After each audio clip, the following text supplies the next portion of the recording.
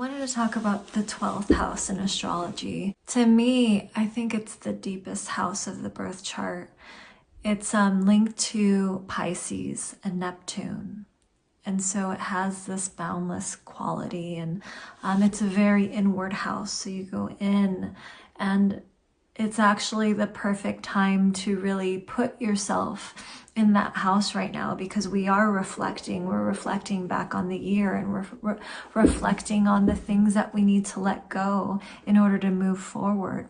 The 12th house is very significant in my birth chart personally, because I have 3 personal planets in the 12th house. I have my Mercury, I have my Moon, and I have my Mars, which is technically on the cusp, but it's in there. I know. But I've found that when you have a lot of placements in the 12th house, especially personal planets, you are a sponge to people's energies. People project their energies onto you, and whether it's good or bad, but you'll feel it. And if it's bad, it's really going to draw out your energy, and it just affects your mood. It affects your day to day when you're constantly getting drained from your energy. Another thing with having a lot of placements in the 12th house, it's really important for you to get away and, have that time to really reflect on things, to think about things, to journal, to write, reminisce, or find the meaning in your everyday or even your life. And it's really important to have that time to get away. Get your energy back, clear your energy. And if you watched any of my videos, I talk a lot about boundaries, and it is so important for 12th house people, also Piscean people and people with heavy Neptune placements, but it's so important to get that alone time so you can decompress from all of the energy that has been projected onto you and really clear that out and just be. It's really important.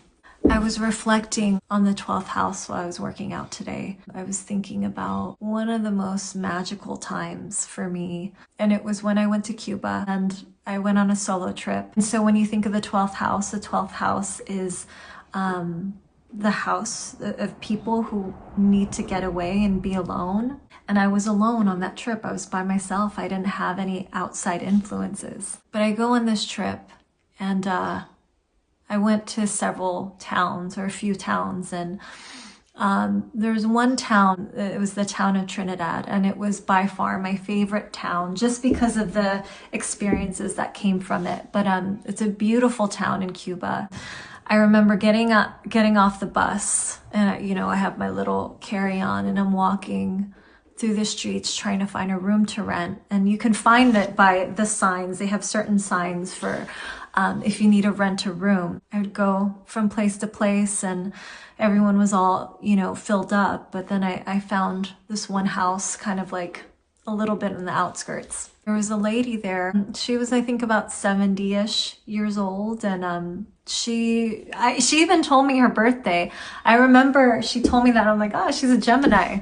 But she just had that. She was so funny, and she was very motherly too. And she didn't speak barely any English, but she was just such a happy person, so cheerful, and she loved to laugh, and she was funny as hell. And I loved her personality. And when I was staying with her, I could tell that she was curious about me, and I was curious about her. And, regardless of the language barrier, we were still able to communicate with each other. I was trying hard with my broken Spanish, and she was trying hard with her broken English, but we were actually able to have conversations about life, which is bizarre to me. But I just remember, we would be sitting there and talking, and I would be talking with her husband, and I would tell them how much I love to dance, and that I love dancing salsa, and they're kind of like showing me how they dance, and I was taking photos of them. But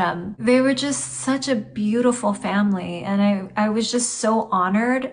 I was so honored that they wanted me, they wanted to spend time with me on their personal time. I'm supposed to be traveling and going out the town and, having my own thing, but, they're actually curious enough about me where they want to get to know me. And we just, we had a special time together getting to know each other. And then I remember that night, I go out to the town square, and they have like this big salsa thing in the town square. And so I was there, and I met, some other travelers and other locals, and I was having a great time, and stayed out pretty late. But there was people with me, and, I was with a couple travelers. And so we were walking back, and I remember we got to a crossroads where two of the travelers, they were going to their place, and then I had to go the opposite way.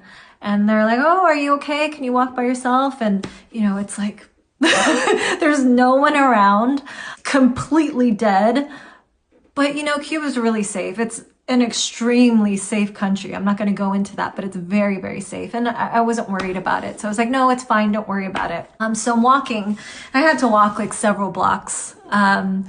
But there was this dog that came, and this dog was following me. The dog follows me all the way to the house, and I leave it there. So it was funny. It kept me company. But so I go in the house. I remember opening the key to the gate, and I hear the light switch turn on in the bedroom. And I think she knew that I came home, and but she didn't say anything. And the next day, she asked me about the night and coming home late, and, kind of gave me this little bit of a stern, but, flirty look, like, what are you doing? What are you doing being by yourself, coming home at that time? So I told her in like broken Spanish that, I wasn't by myself, and like, 7 blocks, I had this dog, this angel of mine following me home, making sure that I got home okay. And I'll never forget, after I told her that, she said, oh, okay. Well, in Spanish, she said, esta noche, amigo or amiga, no pero, which means like, tonight you come home with a friend, a guy friend or a girlfriend, no dog.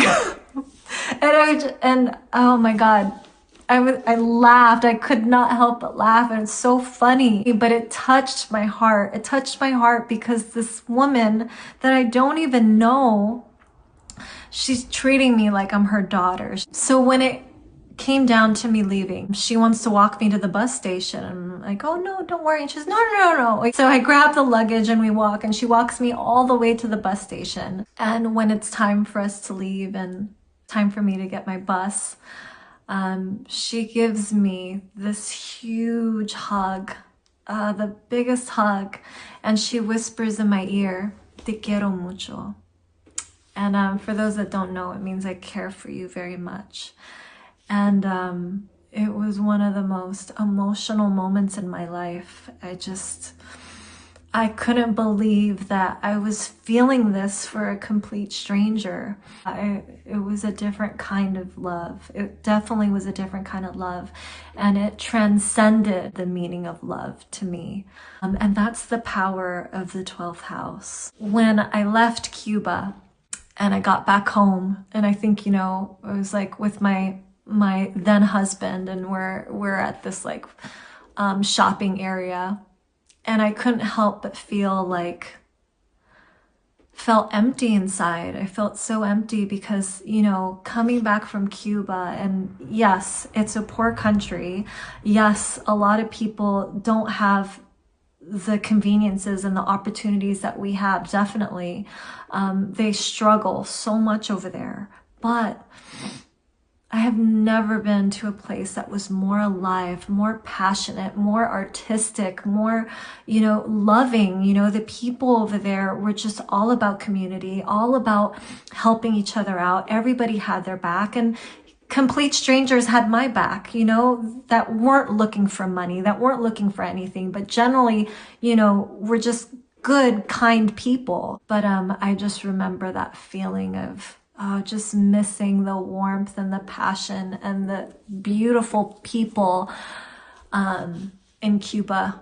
So again, the 12th house is an altruistic house, and it's about thinking about people, caring about people that aren't necessarily part of your family, unit, clan, but people that you don't know, that you just do things out of the kindness of your heart, or just because you want to help somebody. If you see that they're going through something. But Cuba taught me that. It was a really transformative trip for me. So yeah, I just wanted to give that story. And being at the end of the year, I think not everybody is going through the best of times. And even I've come to realize that sometimes I'd be on a high and I don't, take other people's feelings into account. But,